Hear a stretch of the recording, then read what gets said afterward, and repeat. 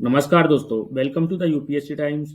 दोस्तों, आज है 12 नवंबर 2025 एंड आज के इस सेशन में हम द हिंदू न्यूज़पेपर के जो भी इम्पोर्टेंट न्यूज़ आर्टिकल्स और एडिटोरियल्स है उनको हम डिटेल में डिस्कस करेंगे।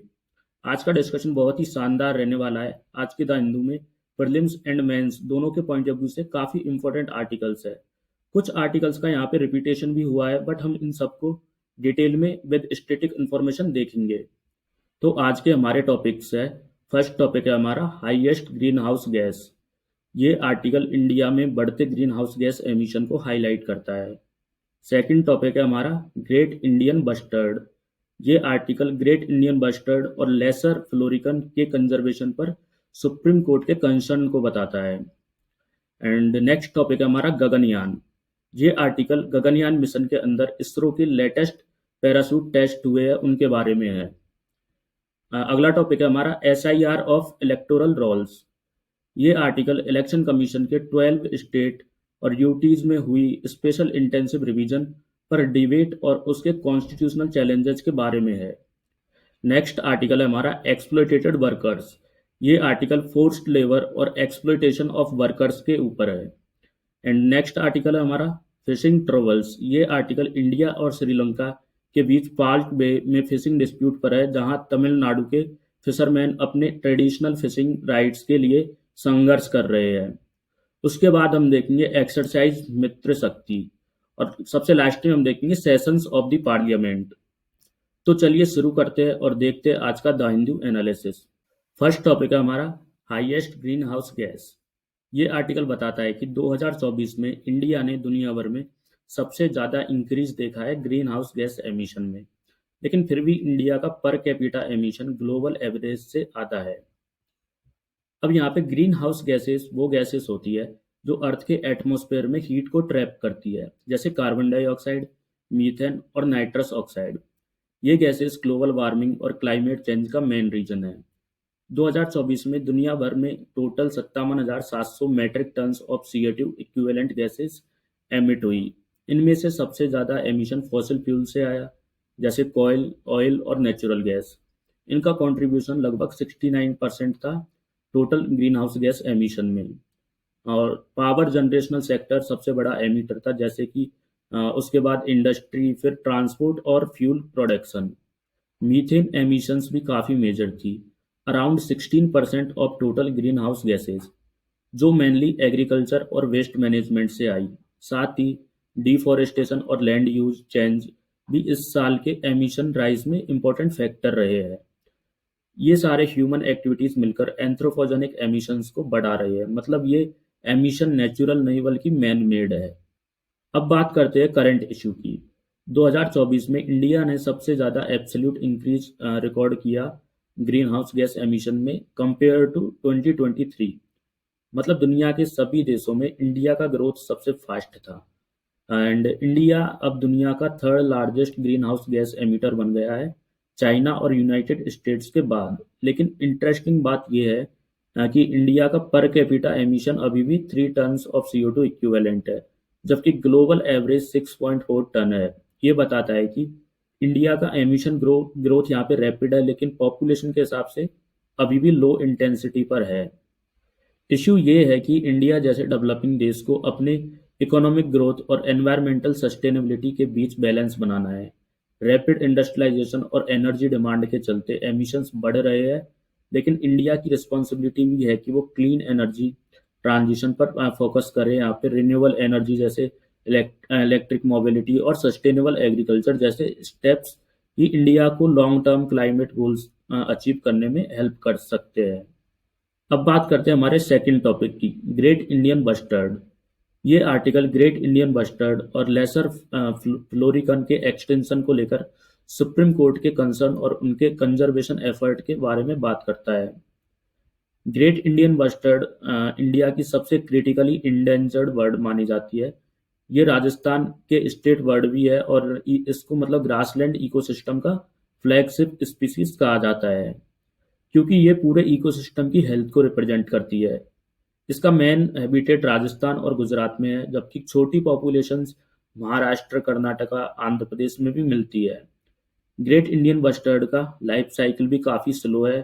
ये बहुत कम एग्स देती है और उनके मतलब चिक्स का यहाँ पे केयर लगभग 1 साल तक होता है। एंड ये यहाँ पे 3-4 साल में जो है मैच्योर होती है, इसलिए इनका रिप्रोडक्शन रेट बहुत स्लो है। इस स्पीसीज के सर्वाइवल को लेकर काफ़ी चैलेंजेस है। पावर ट्रांसमिशन लाइन से कॉलिजन और habitat loss due to agriculture expansion, और पाकिस्तान में हंटिंग जैसे थ्रेट्स इसके लिए सबसे बड़े डेंजर बने हुए हैं। एंड ग्रेट इंडियन बस्टर्ड को IUCN की रेड लिस्ट में क्रिटिकली इंडेंजर्ड कैटेगरी में रखा गया है। And convention on migratory species के अपेंडिक्स 1 में भी ये लिस्टेड है। इंडिया के वाइल्ड लाइफ प्रोटेक्शन एक्ट 1972 के शेड्यूल्ड 1 के अंदर भी इस वर्ड को हाईएस्ट प्रोटेक्शन दी गई है। एंड राजस्थान की मतलब राजस्थान गवर्नमेंट ने project great Indian bustard launch किया, जिसमें ब्रीडिंग इंक्लोजर बनाए जा रहे हैं और हैबिटेट पर ह्यूमन प्रेशर कम करने के लिए स्टेप्स लिए जा रहे हैं। सुप्रीम कोर्ट के जस्टिस PS नरसिम्हा ने एक इम्पोर्टेंट ऑब्जर्वेशन दी। उन्होंने कहा कि कई एनवायरमेंटल लॉ प्रिंसिपल्स जैसे inter generational equity western countries से लिए गए हैं, लेकिन ये कॉन्सेप्ट ज़्यादा ह्यूमन सेंट्रिक है और इंडेंजर्ड कैट स्पीसीज जैसे ग्रेट इंडियन बस्टर्ड के लिए प्रैक्टिकल हेल्प नहीं करते। ये ऑब्जर्वेशन एक पेटिशन के दौरान आई जो कंजर्वेशनलिस्ट MK रंजीत सिंह ने फाइल की थी। इस पेटिशन में ग्रेट इंडियन बस्टर्ड और लेसर फ्लोरिकन जैसे स्पीसीज के कंजर्वेशन और ब्रीडिंग सक्सेस पर कंसर्न उठाया गया था।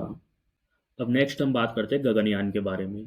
ये आर्टिकल गगनयान मिशन के अंदर इसरो के लेटेस्ट पैरासूट टेस्ट के बारे में है, जिसमें क्रू मॉड्यूल के मेन पैरासूट्स का यहाँ पे सफल टेस्ट झांसी के बाबीना रेंज पर किया गया।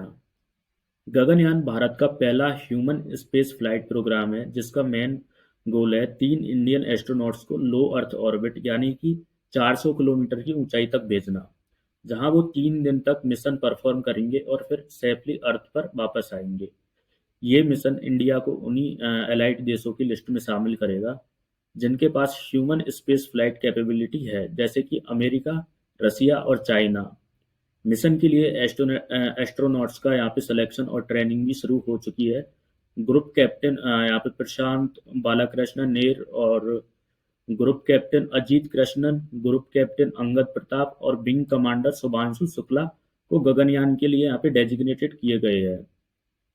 इस मिशन के लिए इसरो ने अपने LVM-3 रॉकेट को मॉडिफाई करके एक ह्यूमन रेटेड लॉन्च व्हीकल बनाया है। ये रॉकेट 3 स्टेजेस सॉलिड, लिक्विड और क्रायोजेनिक के कॉम्बिनेशन से बना है और क्रू की सेफ्टी स्टैंडर्ड को यहाँ पे मीट करता है। इसमें एक क्रू एस्केप सिस्टम है जो इमरजेंसी के दौरान एस्ट्रोनॉट्स को यहाँ पे सेफ तरीके से रॉकेट से दूर ले जा सकता है।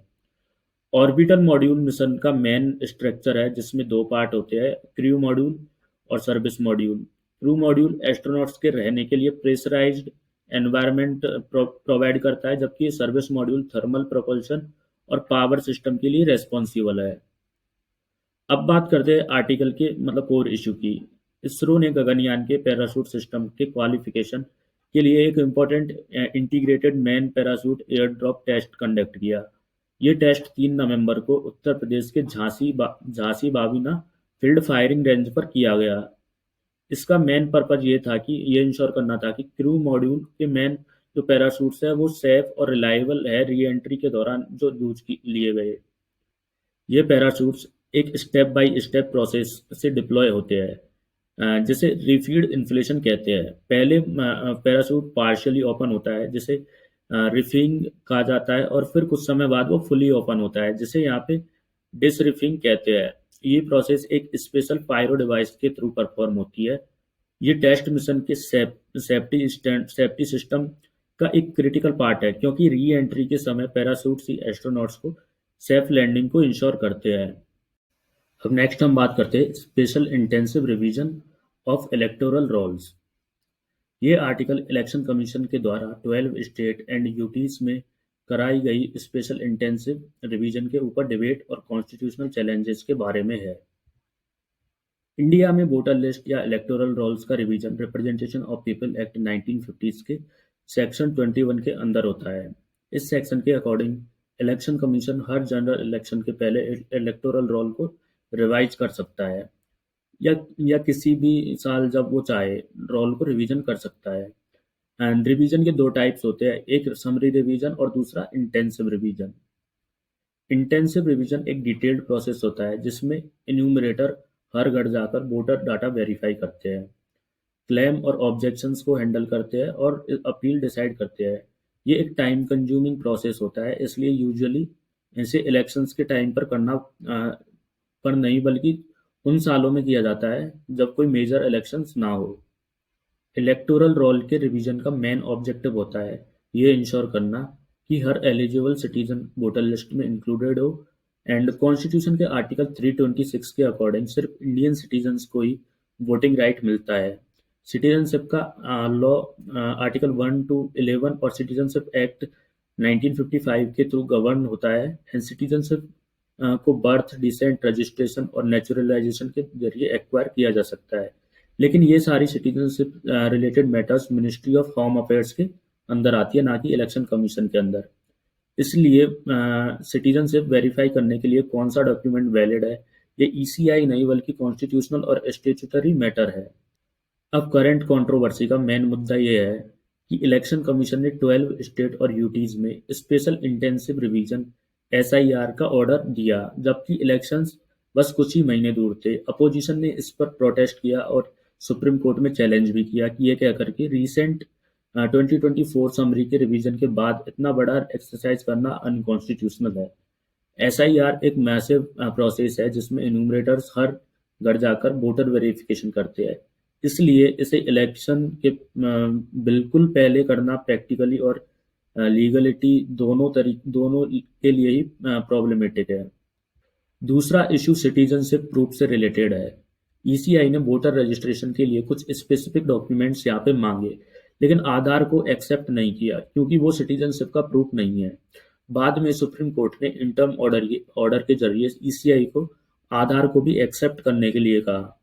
लेकिन सवाल ये उठता है कि क्या ईसीआई के पास अथॉरिटी है ये डिसाइड करने की कि सिटीजनशिप कौन से डॉक्यूमेंट से यहाँ पे प्रूव होगी, कौन से नहीं, जबकि लॉ के हिसाब से सिटीजनशिप का matter ministry of home affairs के अंदर आता है। अगर पुराने वोटर्स को डॉक्यूमेंट के एब्सेंस लिस्ट से हटा दिया गया हो तो ये आर्टिकल 14 और 21 के खिलाफ आर्बिट्ररी एक्शन माना जा सकता है। सुप्रीम कोर्ट के लालवासु Hussain versus electoral registration officer 1995 case में भी कहा गया था कि एक बार नाम वोटर लिस्ट में आ गया तो प्रिज्यूम किया जाएगा कि वो लीगल प्रोसेस फॉलो हुआ है। तो दोस्तों, एसआईआर का इश्यू सिर्फ एक एडमिनिस्ट्रेटिव एक्सरसाइज नहीं बल्कि एक कॉन्स्टिट्यूशनल और लीगल डिबेट भी बन गया है, जहां इलेक्शन कमीशन के पावर्स, सिटीजन्स के वोटिंग राइट और फेयर इलेक्शन प्रैक्टिसेस के बीच एक डेलिकेट बैलेंस मेंटेन करना जरूरी है। फिफ्थ टॉपिक है हमारा एक्सप्लॉइटेड वर्कर्स।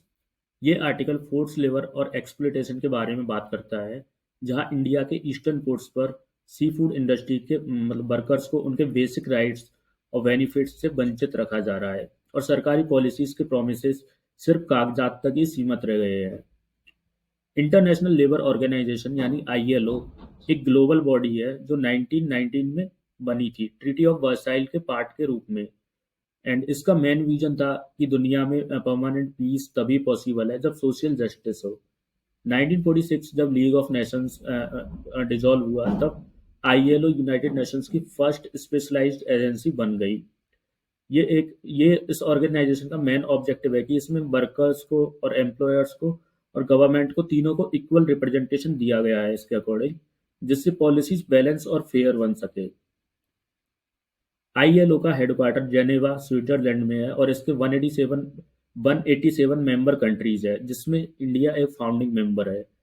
आईएलओ को 1969 में नोबेल पीस प्राइज मिला था, जिसमें उसके एफर्ट को एक्नॉलेज किया गया था for improving peace among classes, promoting decent work and justice for workers और डेवलपिंग नेशंस के टेक्निकल असिस्टेंट देने के लिए। आईएलओ का मेन ऑब्जेक्टिव है कि वो हर वर्कर को डिग्निटी, सेफ्टी और फेयर ट्रीटमेंट मिल सके। अब आर्टिकल के हिसाब से इंडिया के ईस्टर्न कोस्ट पर सी फूड इंडस्ट्री में काम करने वाली वुमेन फोर्स्ड लेबर के शिकार है। ये वुमेन फिश हेड्स किल करती है बिना ग्लव्स के और उन्हें प्रॉमिस्ड ईएसआई और पीएफ बेनिफिट्स मिलने वाले थे, लेकिन एक महीने पहले उन्हें डेली वेजर्स के रूप में रिक्लासिफाई कर दिया गया, जिससे उनके बेनिफिट्स यहाँ पे छिन गए एक तरीके से। वेज हाइक के नाम पर उन्हें एक्सप्लॉइट किया जा रहा है, जहाँ उनके लीगल सेफगार्ड्स भी वीक हो गए हैं। आईएलओ के 2024 के रिपोर्ट के अकॉर्डिंग इंडिया में 11 मिलियन लोग मॉडर्न स्लेवरी यहाँ पे फेस हुए हैं, और 90% वर्कफोर्स इनफॉर्मल सेक्टर में है, एंड कॉन्ट्रैक्टर्स के थ्रू काम करने वाले लोग बेनिफिट से वंचित है, जिससे उनका एक्सप्लॉइटेशन और बढ़ता जा रहा है। ये पॉलिसीज आर्टिकल 14, 16 और 23 के कॉन्स्टिट्यूशनल प्रोटेक्शंस को वायलेट करती है और लेबर लॉज को वीकन करती है। सरकार ने श्रम शक्ति नीति 2025 के थ्रू एक यूनिवर्सल सोशल सिक्योरिटी अकाउंट का प्रपोजल दिया है, जिसमें ईपीएफओ, ईएसआईसी, पीएमजे और ई श्रम जैसे स्कीम्स को मर्ज करके यहाँ पे लाइफ लॉन्ग इंश्योरेंस, पेंशन और हेल्थ बेनिफिट देने की बात की गई है। लेकिन प्रॉब्लम ये है कि डिजिटल एक्सक्लूजन, लो लिटरेसी और वीक रेगुलेशन के कारण ये पॉलिसी ग्राउंड लेवल पर जो है फेल हो सकती है, अगर ऑफलाइन एक्सेस और स्ट्रॉन्ग सेफगार्ड नहीं दिए गए तो ये एक एक्सप्लॉइटेशन का एग्जाम्पल बन जाएगा। अब आर्टिकल में ये बताया गया है कि जब तक कॉन्क्रीट फंडिंग, इंस्टीट्यूशनल सेफगार्ड और यूनियन स्ट्रेंथ नहीं होती, तब तक ये डिजिटल डैशबोर्ड्स बस प्रोमिसेस ही रहेंगे। रियल सक्सेस तभी मिलेगी जब पॉलिसी ग्राउंड लेवल पर डिग्निटी, राइट्स और जस्टिस रिस्टोर करेगी उन मिलियंस ऑफ इनफॉर्मल वर्कर्स के लिए जो एक्सप्लॉइटेशन के जाल में फंसे हुए हैं। अब नेक्स्ट आर्टिकल है हमारा फिशिंग ट्रबल्स। ये आर्टिकल इंडिया और श्रीलंका के बीच पाल्क बे रीजन में चल रही फिशिंग डिस्प्यूट के बारे में है, जिसमें तमिलनाडु के फिशरमैन अपने ट्रेडिशनल फिशिंग राइट के लिए स्ट्रगल कर रहे हैं। पाल्क बे एक नैरो सी चैनल है जो कि तब इंडिया के तमिलनाडु और श्रीलंका के नॉर्दर्न प्रोविंस के बीच स्थित है। ये इस एरिया में फिशिंग का एक पुराना ट्रेडिशनल कनेक्शन रहा है दोनों देशों के जो कोस्टल कम्युनिटीज है उनके बीच में। लेकिन 1974-1976 के मेरीटाइम बाउंड्री एग्रीमेंट के बाद इंडिया और श्रीलंका ने अपने ट्रेडिशनल टेरिटोरियल वाटर अलग किए, जिसमें कच्चातीवू आइसलैंड यहाँ पे जो है श्रीलंका को दे दिया गया। इसके बाद से ही तमिलनाडु के फिशरमैन अपने ट्रेडिशनल फिशिंग एरियाज तक पहुंच नहीं पा रहे हैं, जिससे उनका लाइवलीहुड डायरेक्टली अफेक्ट हुआ है। दोनों देशों के फिशरमैन ट्रेडिशनली इसी वे में मिलकर फिशिंग करते थे, लेकिन अब मेरीटाइम बाउंड्री लाइन क्रॉस करने पर अरेस्ट होने लगे हैं।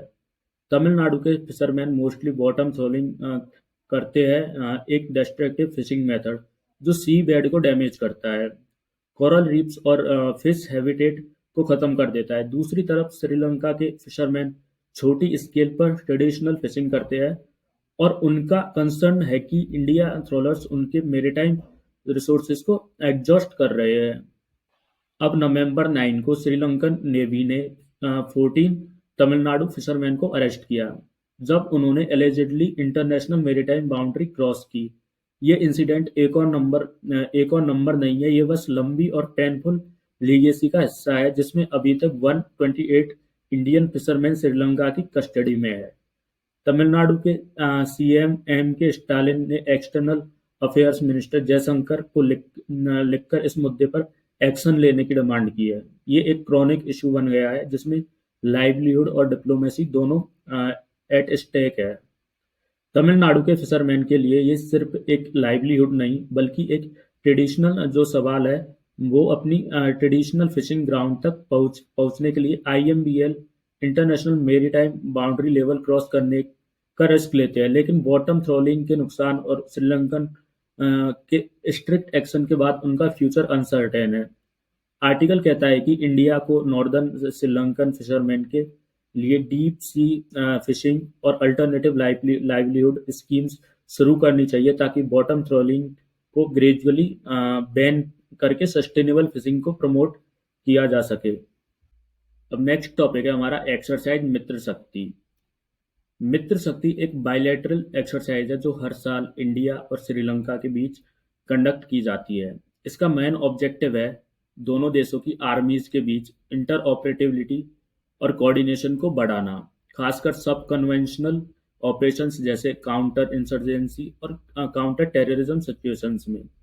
ये exercise UN peace keeping mandate के अंदर जॉइंटली ऑपरेट करने के लिए ट्रेनिंग और अंडरस्टैंडिंग को स्ट्रॉन्ग करती है। इस एक्सरसाइज का होस्ट है फॉरेन ट्रेनिंग नोड बेलागिवी कर्नाटका, जहां 2025 एडिशन ऑर्गेनाइज हो रहा है। इंडियन आर्मी का यहाँ पे कंटिजेंट 170 पर्सन्स के साथ राजपूत रेजिमेंट लीड कर रही है, जबकि मतलब श्रीलंका के 135 पर्सनल्स यहाँ पे गाजावा रेजिमेंट को रिप्रेजेंट कर रही है। ये दोनों रेजिमेंट अपने कॉम्बैट एक्सरसाइज एक्सपीरियंस और ट्रेनिंग एक्सचेंज करके फील्ड कोऑर्डिनेशन को और मजबूत बनाते हैं। इस साल की मित्र शक्ति जो कि 11th एडिशन 2025 एक्सरसाइज का मेन ऑपरेशनल कोऑर्डिनेशन और जॉइंट ट्रेनिंग पर है, जिससे यूएन पीस कीपिंग ऑपरेशंस में दोनों आर्मीज एक दूसरे की टैक्टिक्स और प्रोसीजर्स को समझ सके। ये training real life multinational peace keeping missions में जो है मिलके काम करने की कैपेबिलिटी को इनहेंस करती है। आज के ग्लोबल सिक्योरिटी एनवायरनमेंट में ऐसे एक्सरसाइज रीजनल स्टेबिलिटी और मिलिट्री टू मिलिट्री रिलेशंस के लिए बहुत ज़रूरी है। एंड इंडिया और श्रीलंका दोनों साउथ एशिया की इम्पोर्टेंट मेरीटाइम पार्टनर्स है, और मित्र शक्ति जैसे प्लेटफॉर्म्स इनके डिफेंस टाइज और म्यूचुअल ट्रस्ट को और स्ट्रॉन्ग करते हैं। अब बात करते हैं हमारे आज के लास्ट टॉपिक की, सेशंस ऑफ द पार्लियामेंट। दोस्तों, पार्लियामेंट के सेशंस बेसिकली वो फॉर्मल पीरियड होते हैं जब लोकसभा और राज्यसभा दोनों मिलकर देश के लिए कानून बनाते हैं, डिस्कशन करते हैं और गवर्नमेंट को जवाबदेही बनाते हैं। हर सेशन के अंदर मल्टीपल सेटिंग्स होती है एंड जहां एमपी क्वेश्चंस पूछते हैं, डिबेट्स करते हैं और बिल्स पास होते हैं। कॉन्स्टिट्यूशन का आर्टिकल 85 क्लॉज 1 कहता है कि प्रेसिडेंट को दोनों हाउसेस को समन करना होता है ताकि दो सेशंस के बीच में 6 महीने से ज़्यादा का गैप ना हो। ये इंश्योर करता है कि पार्लियामेंट रेगुलर इंटरवल पर काम करे और एग्जीक्यूटिव अकाउंटेबिलिटी बनी रहे। अब कुछ इंपॉर्टेंट टर्म्स समझते हैं, जैसे समनिंग का मतलब है कि प्रेसिडेंट का पार्लियामेंट को बुलाना, जो cabinet committee on parliamentary affairs को एडवाइस पर होता है। एंड एडजर्नमेंट एक टेम्परेरी सस्पेंशन होता है जिसमें मतलब सेशन बंद नहीं होता, बस एक सिटिंग ब्रेक होती है। अगर डेट फिक्स नहीं होती तो उसे कहते हैं यहाँ पे एडजर्नमेंट साइंड आई, जिसके बाद प्रेसिडेंट प्रोरोगेशन करते हैं यहाँ पे, यानी कि सेशन फॉर्मली खत्म हो जाता है। डिसोल्यूशन सिर्फ लोकसभा पर लागू होता है। जब उनकी टेन्योर खत्म होती है तो लोकसभा यहाँ पे डिसॉल्व हो जाती है एंड इलेक्शंस होते हैं दोबारा। तब उसमें पेंडिंग बिल्स भी लैप्स हो जाते हैं और रेसेस वो पीरियड होता है जो मतलब सेशंस के प्रोरोगेशन के बाद नेक्स्ट सेशन स्टार्ट होने के मतलब उसके बीच में, दोनों के बीच में जो गैप होता है वो। आज के कंटेक्स्ट में पार्लियामेंट के सेशंस का टाइमिंग और फ्रीक्वेंसी एक मेजर कंसर्न बन गया है। कई बार सेशंस लेट बुलाए जाते हैं या छोटे ड्यूरेशन के लिए होते हैं, जिससे अपोजिशन को सरकार को यहाँ पे इफेक्टिवली क्वेश्चन करने का मौका नहीं मिलता। आर्टिकल 85 क्लॉज 1 के हिसाब से 6 महीने का गैप अलाउड है, पर सरकार इस प्रोविजन का मिनिमम यूज करती है, जिससे अकाउंटेबिलिटी वीक होती दिखाई देती है। एंड रिसेंट ईयर्स में यहाँ पे मानसून और विंटर सेशंस के शॉर्ट ड्यूरेशन ने भी डिबेट्स और डिटेल डिस्कशन को लिमिट कर दिया है। ये इशू डेमोक्रेसी के स्पिरिट के अगेंस्ट माना जाता है, क्योंकि पार्लियामेंट का बेसिक रोल है गवर्नमेंट को अकाउंटेबल रखना। आज का द हिंदू एनालिसिस यहीं समाप्त होता है। उम्मीद है आपको ये सेशन इन्फॉर्मेटिव लगा होगा। अगर आपको ये डिस्कशन पसंद आया हो तो वीडियो को लाइक करें, अपने फेलो एस्पिरेंट्स के साथ शेयर करें, और अगर आप इस चैनल पर नए हो तो द यूपीएससी टाइम्स को सब्सक्राइब करना ना भूलें, ताकि आपको डेली करंट अफेयर्स का वीडियोज़ के अपडेट यहाँ पे मिलते रहे। Thanks for watching this video.